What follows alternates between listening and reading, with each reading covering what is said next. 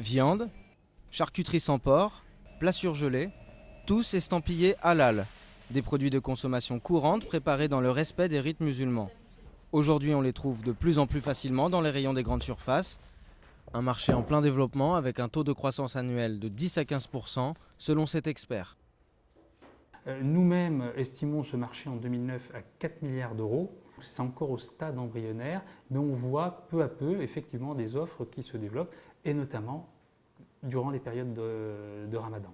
Et pourtant, les grandes surfaces évitent de communiquer sur leurs rayons halal. Aucune de celles que nous avons contactées n'a donné suite à nos demandes d'interview sur un sujet que certaines d'entre elles qualifient de délicat. C'est tout l'enjeu, toute la complexité du marketing à développer sur ces cibles. Et là encore, je le dis, tout est sur la table. Donc aujourd'hui, il y a des médias communautaires, qu'il s'agisse de radio, de télévision, qui permettent de communiquer à la fois de manière ciblée, étanche, si je peux dire, et je dirais pas sans dégâts, mais sans impact collatéraux.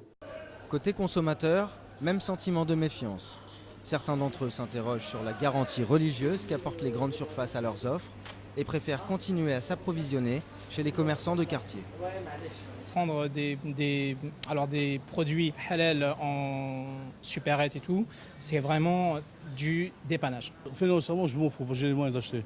Je ne fais pas un euro plus ou de moins pour faire une course. Je me vois mal à acheter de la viande halal à Carrefour ou à Auchan. On ne sait même pas si c'est halal ou pas, on va savoir.